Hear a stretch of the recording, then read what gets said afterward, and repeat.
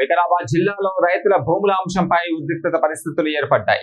పరిగి మండలం కల్లాపూర్, రాపల్ గ్రామాలకు చెందిన రైతులు తమ భూములను ప్రభుత్వం అక్రమంగా స్వాధీనం చేసుకుంటుందని ఆరోపిస్తూ జిల్లా కేంద్రంలోని ఎన్టీఆర్ చౌరస్తాలో రాస్తా రోకో నిర్వహించారు.